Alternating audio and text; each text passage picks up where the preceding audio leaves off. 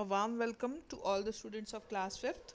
So students, we are again back to our studies after a long break of watching the videos and reading the chapters. I think you might be waiting for the results and the results will be declared soon. This time there is a change in the videos and other things also. The videos will be related just to chapters. Okay, the reading of the chapter and the explanation of the chapter will be done in the videos. For the grammars, there will be live sessions on Google Meet. Writing portions and grammar will be done on in live sessions on Google Meet. Submission of the notebooks is quite compulsory. There are some students, those who have not submitted the notebooks for once also. So for all the students, it's compulsory now to write the question answers on a proper date and to submit the notebooks. Secondly, it should also be observed, it will be observed by us that those who are not watching the videos, it's compulsory for all the students to observe and watch the videos on proper time so that you can understand the chapter. Up to now the question answers will be there directly from the chapter, but now there will be the question answers from the mid of the chapters. So please pay more attention to the videos, submission of the notebooks and understanding of the grammar in the live sessions. So let's begin with the chapter. Chapter 7, a miraculous escape. Miraculous means which happens with miracle. मतलब कुछ जो चमत्कार के रूप में हो जाए. Let's begin. Natural disasters cause destruction and loss of life. Natural destruction disasters से हमें natural है कि क्या होता है, प्रकृति की हानि हो जाए, कुछ बहुत सारा नुकसान हो जाता है, हानि हमें ही होती है. प्राकृतिक आपदाएं जब भी आती है तो बहुत ज़्यादा नुकसान हो करके जाती हैं.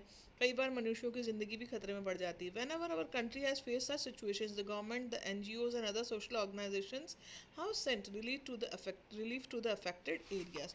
पर जब भी कोई ऐसी नेचुरल कैलामिटी आती है जैसे भूकंप, सूखा, बाढ़, ओके, तब हमें गवर्नमेंट की तरफ से बहुत सारी सहायता दी जाती है. NGOs जो मतलब हेल्पिंग सेंटर्स होते हैं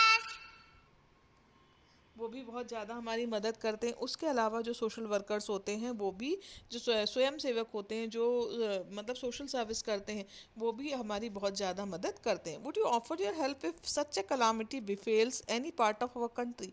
अगर हमारी कंट्री में किसी ऐसी कोई कलामिटी आ जाती है, कोई नेचुरल डिज़ास्टर आ जाता है, तो क्या आप बाकी सब लोगों की मदद करोगे? In your opinion what are the most important relief materials to be sent to the areas affected by natural disasters. आपकी तरफ से ऐसे कौन से रिलीफ मटेरियल्स हैं जो कि जहाँ पर नेचुरल डिज़ास्टर्स आते हैं वहाँ पर भेजे जाने चाहिए. Okay, let's read the chapter. Reading and comprehension. Tsunami is a Japanese word. Tsu means harbour. Harbour means जहाँ पर जहाज और बोट्स वगैरह आकर रुकती हैं. एंड नामी मीन्स वेव. तो ऐसी वेव्स जो कि हार्बर को अटैक करती हैं उन्हें हम क्या कहते हैं? Tsunami. Tsunami means wave. Tsunami is a series of large ocean waves caused as a result of sudden motion of ocean floor due to an earthquake. जो बड़ी बड़ी आसमान में जो बड़ी बड़ी समुद्रों में या महासागरों में जो बड़ी बड़ी वेव्स लहरें उठती, किस वजह से? Due to an earthquake. किसी अर्थक्वेक की वजह से, मतलब भूकंप की वजह से. अ पावरफुल वॉल्केनिक इरप्शन और एन अंडर वाटर लैंडस्लाइड. किस वजह से? पावरफुल वॉल्केनिक मीन्स या तो लावा निकलता है, उसमें ज्वालामुखी फटता है तब, या फिर अंडर वाटर या फिर पानी के अंदर गहराई में जब कोई लैंडस्लाइड होता है तब क्या होती है? जब ऊंची ऊंची लहरें उठती हैं उसे हम कहते हैं tsunami. Tsunami is a natural disaster. Tsunami क्या है? एक नेचुरल डिज़ास्टर है. The waves travel across the open oceans at great speed and are capable of creating massive devastation when they hit land. जो वेव्स हैं वो कहाँ होती है? ओपन ओशन में बहुत ज़्यादा ग्रेट स्पीड पे, बहुत स्पीड पे ट्रैवल करती है और उनमें इतनी सामर्थ्य होती है कि वो बहुत ज़्यादा नुकसान पहुँचा देती है पृथ्वी को या फिर बहुत सारे लोगों को. और जब वो धरती पर अटैक करती है तो धरती पे बहुत ज़्यादा नुकसान हो जाता है. Read a true story of how a family survive the tsunami of 2004 which completely devastated Thailand.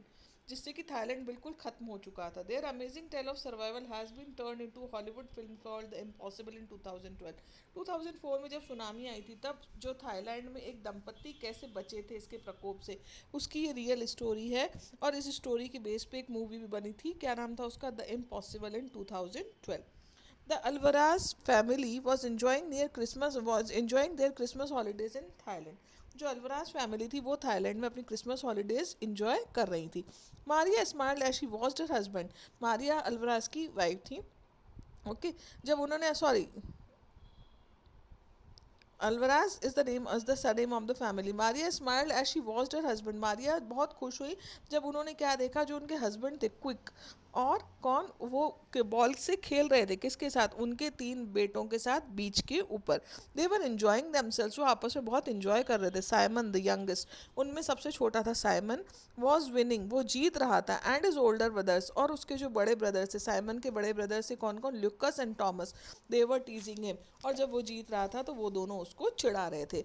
Maria thought she was the luckiest women in the world. Maria को क्या लगा कि वो इस दुनिया की सबसे खुश नसीब महिला है। To have a happy family, जिनको कि इतना अच्छा परिवार, इतनी खुश मिजाज फैमिली मिली है। Moreover Thailand was lovely with its sparkling sea and friendly people. Moreover Thailand इसलिए भी खूबसूरत लग रहा था, और बल्कि थाईलैंड इसलिए भी खूबसूरत लग रहा था क्योंकि वहाँ के लोग बहुत हेल्पिंग नेचर के थे, फ्रेंडली थे, और वहाँ पे जो समुद्र था वो भी बहुत चमचमा रहा था। She was glad that they came to Thailand, और समुद्र की सुंदरता को देख के वो सोच रही थी कि अच्छा हुआ वो लोग थाईलैंड आए हैं छुट्टियां मनाने। This was going to be a dream holiday, ये एक बहुत ही अच्छा सफ़र होने वाला था, जो उनको लंबे समय तक याद रहता। But fate had other plans, within minutes the dream turn into a night mayor.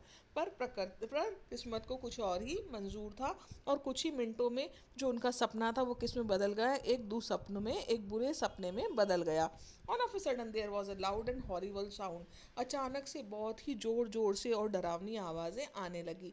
It felt as if the earth was being torn apart, ऐसा लग रहा था जैसे कोई पृथ्वी को 2 टुकड़ों में काट रहा है या फटने वाली है पृथ्वी। No one knew that what it was because they had ever heard such a thunderous roar before, किसी को भी समझ में नहीं आ रहा था कि क्या होने वाला है। क्यों? क्योंकि किसी ने ऐसी भयानक या तूफानी आवाज़ें पहले नहीं सुनी थी। टू द आई, मतलब जब उन्होंने देखा तो उन्होंने क्या देखा, everything looked perfect, the blue sea, the warm sunshine and the cloudless sky. और अगर देखें तो एक नज़र देखें तो क्या था, एवरीथिंग लुक परफेक्ट, सब कुछ परफेक्ट था। ब्लू सी था, द वार्म सनशाइन, उसके ऊपर तेज सूरज की किरणें पड़ रही थी, और जो आसमान था वो भी बिल्कुल साफ था, तो ऐसे कोई तूफान की संभावना भी नहीं थी। Soon everyone realize the harsh reality, पर थोड़ी सी देर में इस सबको जो भयानक सच्चाई थी वो क्लियर हो गई। अ सुनामी हैड स्ट्रक, एक सुनामी आ गई थी, सुनामी वेव्स आ गई थी। अ फेरोशियस, भयानक 30 foot wall of water crashed on the shore, कितनी बड़ी दीवार, एक बहुत बड़ी लहर समुद्र में से उठ के बीच किनारे की तरफ आ गई थी, बीच की तरफ आ गई थी। वो कितनी लंबी थी, 30 फुट ऊंची। Devouring everything in its path, और जो भी उसके रास्ते में आया उसने उस सबको तहस नहस कर दिया। इट स्पेयर्ड नो वन, उसने किसी को भी नहीं बख्शा।